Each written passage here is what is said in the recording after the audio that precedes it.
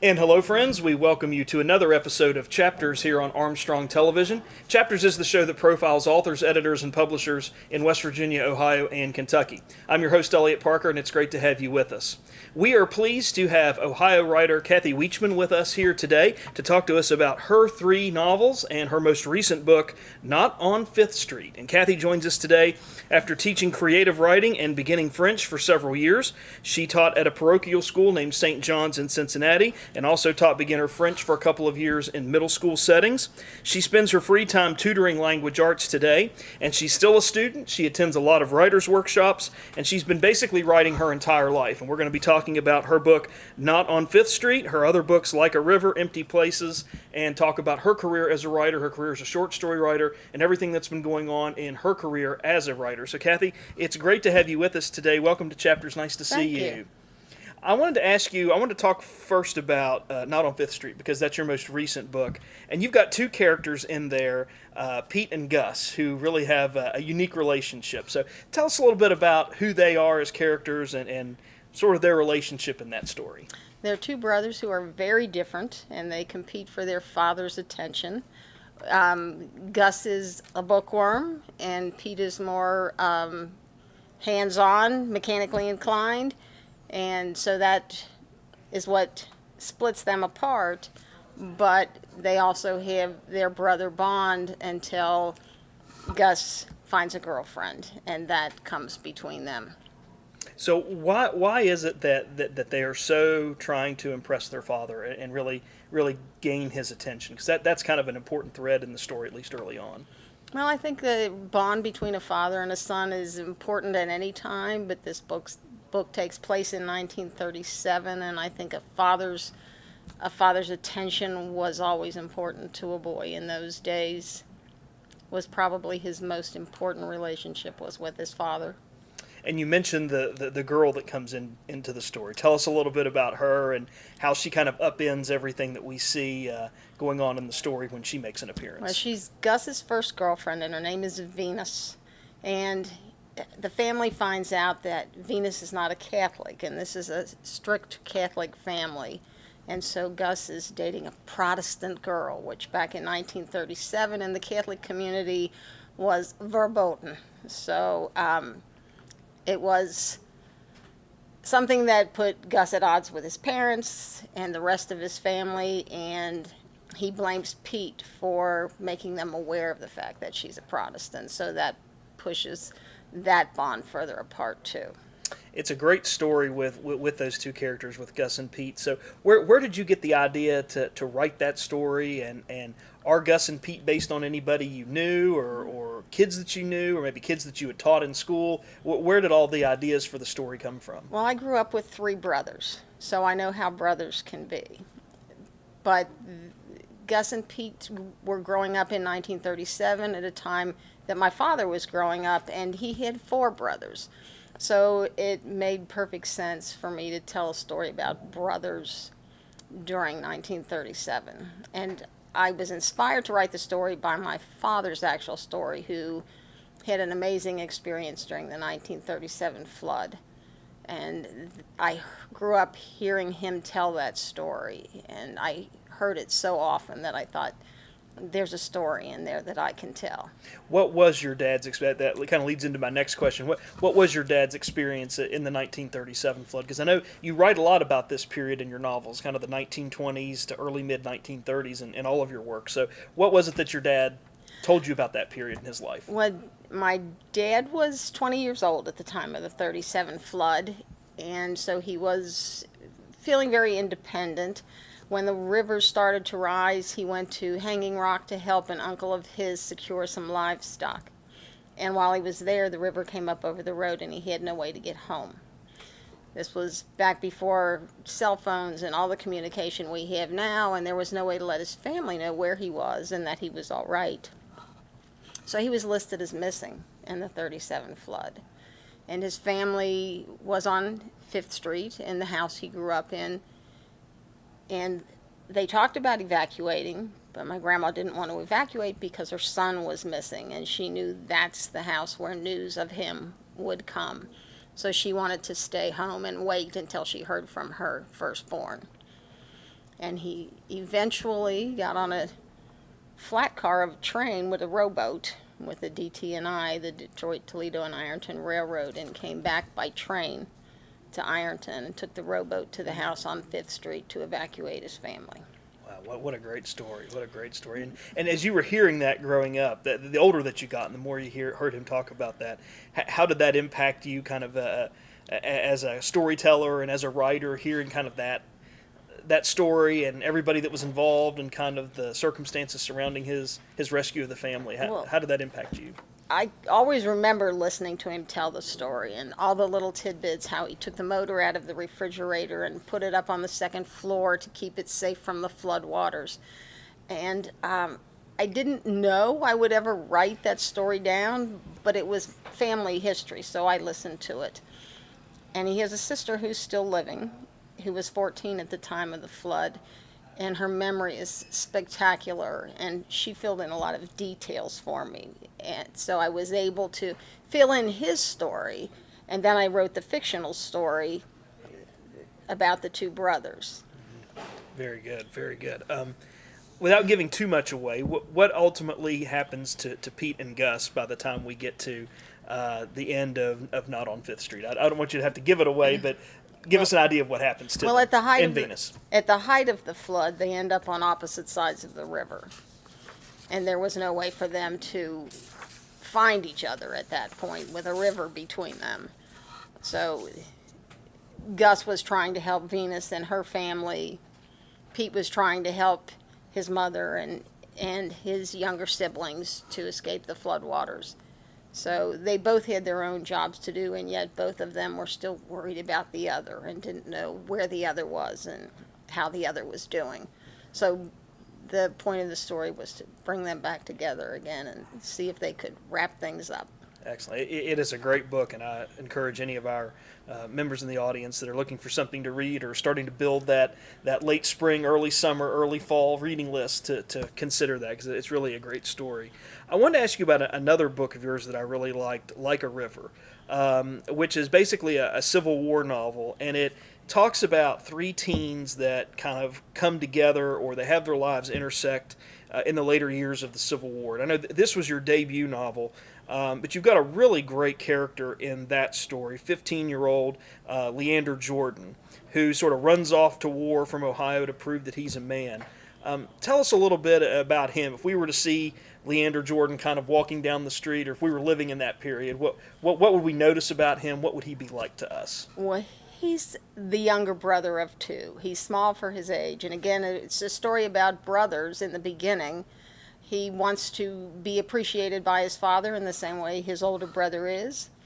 And his brother was going to go to war and because of an accident is unable to. So he goes in his brother's place, not with his parents' permission, but he goes at the age of 15 to fight in the Civil War and learns that war is not all honor and glory, that it's drudgery and danger. And he ends up in a Civil War hospital in Rome, Georgia, where he meets the other main character in the story, a character named Paul. Yeah, tell us about Paul Settles. Paul Settles has a secret, and I don't know if your listeners want to know Paul's secret, but Leander has his secret that he's underage, but Paul has his own secret. He joined also underage to be with his father, and his father is dying at the time Leander meets him. And Paul is taking care of soldiers, wounded soldiers at the hospital where Leander goes. And Leander goes there because his gun blew up on him and he ended up having to have his arm amputated. So he's went to prove he was a man, and now he feels he's not even a boy because he's missing an arm. So he's afraid to go home. He's afraid he's let down his entire family. And then he meets Paul, who has a huge influence on him. There's another character we meet later on. Paul develops a friendship with, eventually Paul ends up in Andersonville prison. I want to ask you about that in just a second. But he meets a character or develops or rekindles a relationship with Given McGlade, who was also a fellow prisoner there at Andersonville and also is a neighbor from back home. So Right. when they see each other in those terrible conditions at Andersonville, how does that relationship go, and what does Given kind of do to help to help Leander kind of overcome that terrible situation? Well, Given is the only other soldier in Andersonville prison who knows Paul's secret. So he's the only person that Paul can trust. And that's what brings the two of them together as friends. They rely on one another. They help each other out a lot. One saves the other's life at one point, and the favor is returned at another point. They develop a strong friendship. It's not a romance, it's a friendship. Just, anyway. Okay, very good. I did a little research on Andersonville Prison. I can remember that from history class and reading about the Civil War, but that was really a terrible place. It was. Prisoners were subjected to smallpox, scurvy for lack of vitamin C, hunger. I mean, just a terrible place. What got you interested in Andersonville Prison as kind of being the place where these three characters, or at least two of them, would come together and all three of them would kind of be able to have a discussion about what the other was doing? Why did you center it there at Andersonville? The beginning of the story, what first interested me was the Sultana disaster. For anybody who doesn't know about the Sultana disaster, it was a steamboat that was carrying prisoners of war back to the north at the end of the Civil War. It exploded in the Mississippi 7 miles north of Memphis, Tennessee, and killed more people than died on the Titanic. And yet when I go to schools and I visit school kids, I ask, how many of you have heard of the Titanic? And everybody's hand goes up. How many of you have heard of the Sultana? You're lucky to get one. Mm-hmm. Lucky to get one. So when I heard this story that happened in the Mississippi River and killed more people than died on the Titanic, I had to tell that story. When I researched who the people were that died on this steamboat, most of them were released prisoners from two different prisons, Cahaba Prison in Alabama and Andersonville Prison in Georgia. And so that's where I came on to Andersonville Prison and started researching that. So I sort of worked backwards from the Sultana and ended up in Andersonville Prison. We've had a lot of writers on the program that have written fiction and nonfiction about the Civil War, the antebellum South, and that period. One of the things that always amazes me when you talk to anyone who's written about that period, either fiction or nonfiction, there's always new stories that we're discovering. I mean, even though we're, here in, 30 years will be 200 years since the Civil War started, but there's always wonderful stories like the Sultana, and I mean wonderful in terms of stories that need to be told. Right. Like the Sultana, or there's always, a colonel on a battlefield at Antietam or somewhere else that nobody knows anything about, that we don't hear about and read about, that has a significant impact. Did you find that, when you were doing your research? I know you mentioned about the Sultana, but you've got Lincoln's assassinations figured in here. The Battle of Atlanta is also featured as sort of a backdrop in your story. Did you find in your research that there's all these unique people and stories that have their own kind of interest and impact that never get told? Oh, always, everywhere. Everybody that I talked to, and I talked to an 86-year-old man who read like a river and called me on the phone to tell me how much he liked it, and he said both his grandfathers had fought in the Union Army during the Civil War. So he started telling me their story. And I have a writer friend whose husband had an ancestor who was on the Sultana and who survived. So I had his story, and I had his picture in front of me while I worked on it, and he had that as sort of an impetus to, I've got to get this story right and let people know what these people actually went through who were in Andersonville and who were on the Sultana.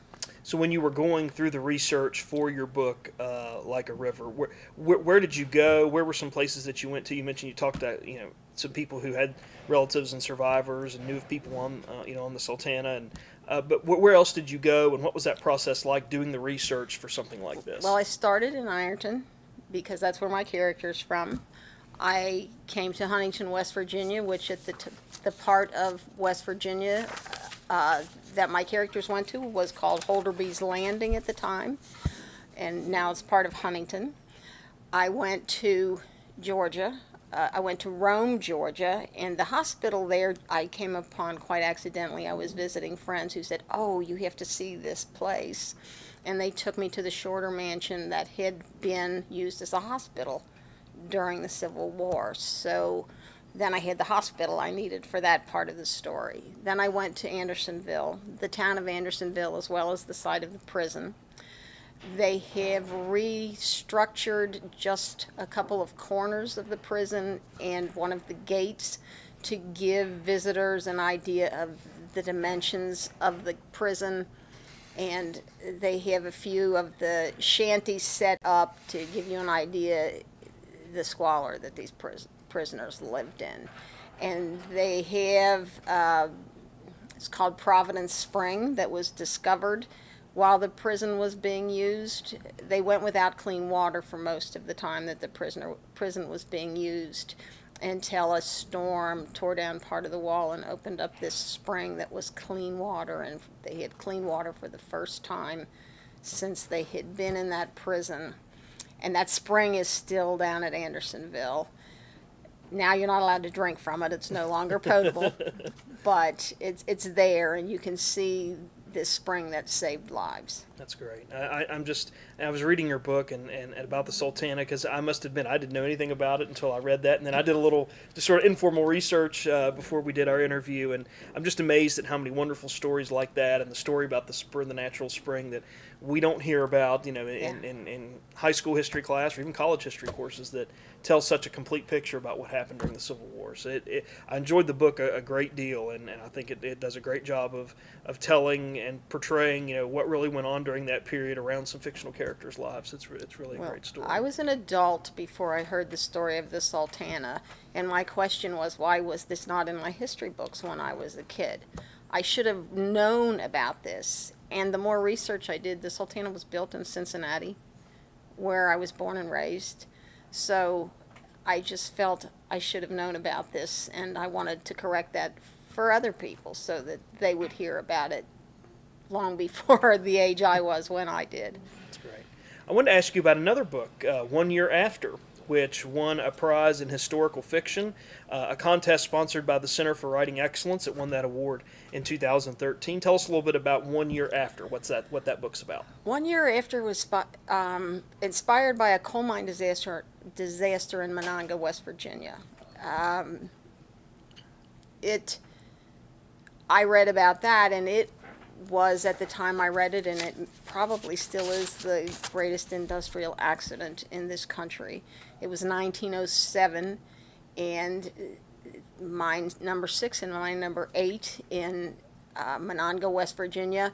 There was a train stuck on a trestle and came back down and slid back down into the mine, and they're not sure whether it was sparks from the train wheels or what it was, but it sparked something, and the mine blew up and came out both these entrances to the mine. And they hauled out a number of dead, but a lot were entombed inside that they weren't able to. And most of these miners were immigrants, and unfortunately a lot of the mine owners didn't care that much about immigrants. They were dispensable. They could get more immigrants to come in and fill their mines.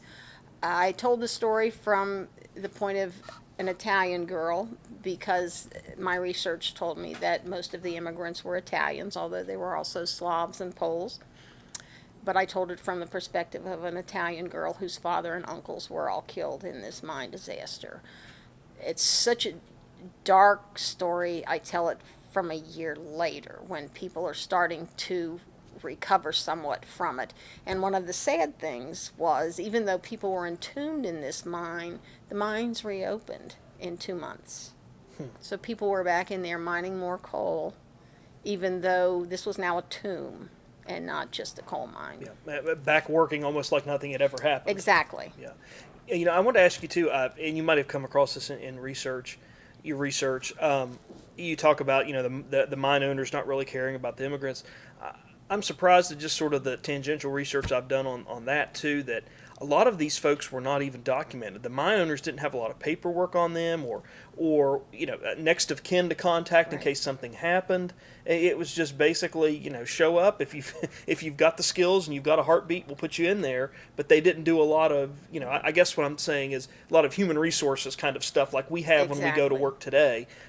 Were you surprised at that when you were doing the research for the story? Yes, and a lot of them, they don't really know how many people died because they don't know how many people were in the mines, because they paid by the ton. However much coal you brought out, that meant how much you were paid.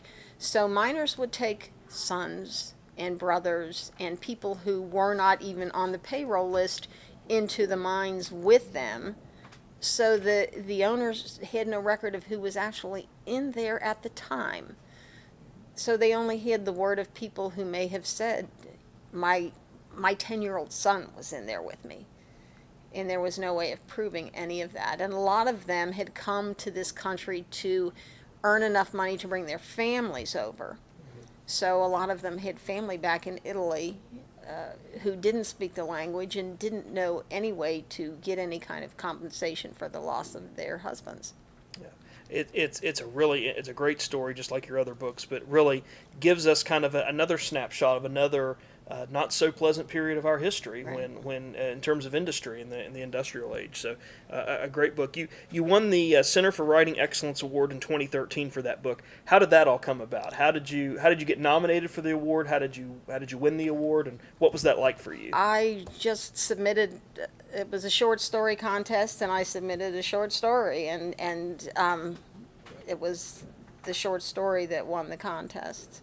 Very good, excellent. So, but it got me interested enough in coal mines and coal mine disasters. And my book, Empty Places, is set in Harlan County, Kentucky, and is centered around a coal mining family during the Great Depression. So my research I had done on coal and coal mines came in handy again when I worked on that. That's great. I wanted to ask you about your process too. When you get an idea for a book, how do you get started? What is your writing process like? Your drafting, your revision process? How does all that work for you? Well, I start with the spark of an idea, and as I said, with Like a River, it was the Sultana disaster. So I started researching the Sultana disaster, which led me to Andersonville Prison. I had always done a lot of research on the Civil War. It was a time period that interested me. I used to read biographies of Abraham Lincoln and was really interested in that time period. So that was a natural interest for me. But when I learned about the Sultana disaster, I knew I had to write about that. So I start with that spark. I do as much research as I can until I get to a point where I need to decide who the characters are that I want to tell the story through. And that's when I develop my characters. So I visit all the places. We mentioned some of the places I went when I worked on Like a River. I also went to Memphis, Tennessee. I crossed the Mississippi at Memphis to get a feel for the river there. I went to Vicksburg where they boarded the Sultana. So I go to as many places as I can, even though they're quite different 150 years later. It's a way of getting at least some sense and breathing the air and smelling the smells and just getting a sense of the place. And then I create my characters. I don't outline strictly. I bullet point. I know which points I have to hit. And working on historical research, I start with a calendar and I mark the factual things that happened. Like you said, the fall of Atlanta and the assassination of Lincoln, and those are all marked on a calendar in front of me. And so then my fictional stuff, when it weaves through, it also picks up all the factual things that actually happened. So I try to make my history 100% accurate. The only fiction is the characters that I tell it through. Well, it's a great strategy because you've got 3 great books there that all take us into different periods of history so well as we follow your fictional characters through kind of the real circumstances of what happened in our history, which is fascinating. So my next question is, what is Kathy Wiechman working on next? Well, I'm almost finished with another Civil War novel that takes place in Wilmington, North Carolina, in October of 1864. In 1864, Wilmington, North Carolina was the last Confederate port still open. The other ones had been shut down by the Union blockade. So I tell a story from the point of view of a blockade runner's son, and what he goes through as his country, as they consider the Confederacy, is losing the war. Yeah, and we know from history that it wasn't much longer after that Right. that the Confederacy does fall and the nation gets reunited, although that creates a whole set of challenges after Lincoln's killed and Reconstruction and all of that. So it sounds like a great story. So, Kathy, in our final moments with you, if anybody wants to get in contact with you to talk to you about your books or about your career as a writer, how can they get in contact with you, and then where can they get copies of your books? Okay, you can get copies of my books in almost any bookstore. If they don't carry it, they can order it. You can also get it from Amazon. You can get it from Barnes & Noble's online. Most places carry it, all 3 of them. You can find out more about me at kathykannonwiechman.com. You can find my email address there. If you want to contact me, you can email me there. I do book signings, I do school visits. I love talking to kids and telling them about the historical events that I wish I had known about at a younger age. And after doing coal mine disasters and Sultana disaster, not on Fifth Street was sort of a natural progression to do my own family's disaster they lived through. That's great. Kathy Wiechman has been our guest here today on Chapters. We've been talking to her about her career as a writer and her 3 books, Like a River, Empty Places, and Not on Fifth Street. Kathy, it was a pleasure having you on Chapters today, and as you keep writing, as you keep working on that new Civil War novel, we'd love to have you back on to talk about it. So thanks for being with us today. Thank you. I would love to. We also want to take a moment to say thanks to Chris Dargish and the staff and management of Empire Books and News for providing our on-site support and assistance today. We encourage you to come down to Empire Books and News and inquire about Kathy's books, and remind you that many of the authors, editors, and publishers we featured on the program have their works for sale right here at Empire Books and News. So come down to Pullman Square and look for whatever reading taste you're trying to get satisfied right here at Empire Books, and we appreciate their sponsorship each and every episode here on Chapters. And one of the great advantages of our program here on Armstrong Television is we've made a way possible, or several ways possible, for you to stay in touch with the program through social media. One of the easiest ways you can do that and stay in touch with us and keep in contact with us is through our email address, which is right here at the bottom of the screen. It's lp4@zoominternet.net. We do ask that you please include your name and town or community in which you're writing from so that we can keep track of that correspondence. If you like to watch programs through YouTube, we have a Chapters tab through the Armstrong One Wire page on YouTube, and that address is right here at the bottom of the screen. Once you get to that once you do that web search and get to that page, just look for the Chapters tab, and we've got all of our author, editor, and publisher interviews archived for your viewing at that location. And if you're a Facebook user, we have a Chapters page on Facebook, and that address is right here at the bottom of the screen. On our Facebook page, we have our more recent author, editor, and publisher interviews archived there, so you can interact with viewers of the program, like the interviews that you see, share them on social media, on your Facebook page or on someone else's Facebook page, and get all of that communicated throughout the platform of Facebook. So if you like Facebook, if you like YouTube, if you like email, we've made a variety of ways for you to stay in touch with the program and share the programming that you're seeing here on Chapters. And we know many of you have done that, and we appreciate that so very much. And that's going to do it for us this time on Chapters, but please come again next time, and in the meantime, please stay tuned to this station for news and views that impact you and your community.